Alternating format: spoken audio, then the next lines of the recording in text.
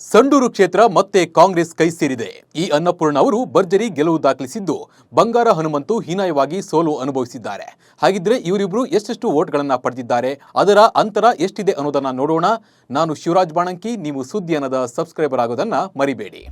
ಸಂಡೂರಿನ by election ನಲ್ಲಿ ಈ ಅನ್ನಪೂರ್ಣ ಅವರು 93,051 ಮತಗಳನ್ನ ಪಡೆದರೆ ಬಂಗಾರ ಹನುಮಂತು 83,483 ವೋಟ್ಗಳನ್ನ ಪಡೆದಿದ್ದಾರೆ. ಈ ಮೂಲಕ ಅನ್ನಪೂರ್ಣ 9,568 ವೋಟ್ಗಳಿಂದ ಗೆಲುವನ್ನ ಸಾಧಿಸಿದ್ದಾರೆ.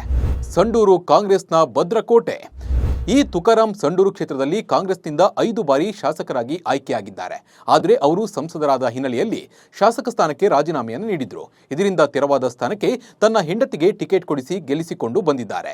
ಕಾರ್ಮಿಕ ಸಚಿವ ಸಂತೋಷ್ ಲಾಡ್ ಸಹ ಕ್ಷೇತ್ರದಲ್ಲಿ ಕಾಂಗ್ರೆಸ್ ಗೆಲುವಿಗೆ ತಂತ್ರವನ್ನು ರೂಪಿಸಿ ಯಶಸ್ವಿಯಾಗಿದ್ದಾರೆ. ಹಾಗೆ ಗ್ಯಾರಂಟಿ ಯೋಜನೆಗಳು ಕೂಡ ಇವರ ಕೈ ಹಿಡಿದಿವೆ. ಸಂಡೂರಿನಲ್ಲಿ ನಡೆಯಲಿಲ್ಲ ಗಣಿದಣಿ ಆಟ. ಸಂಡೂರು ಕ್ಷೇತ್ರವನ್ನ ಜನಾರ್ದನ್ ರೆಡ್ಡಿ ಶ್ರೀರಾಮುಲು ಪ್ರತಿಷ್ಠೆಯಾಗಿ ತೆಗೆದುಕೊಂಡಿದ್ರು. ಉಪಚುನಾವಣೆ ದಿನಾಂಕ ಘೋಷಣೆಗೂ ಮೊದಲು ಸುಪ್ರೀಂ ಕೋರ್ಟ್ ಮಾಜಿ ಸಚಿವ ಹಾಗೂ ಗಂಗಾವತಿ ಶಾಸಕ ಜನಾರ್ದನ್ ರೆಡ್ಡಿಗೆ ಬಳ್ಳಾರಿ ಭೇಟಿಗೆ ಇದ್ದ ನಿರ್ಬಂಧ ಸಡಿಲಿಸಿತ್ತು.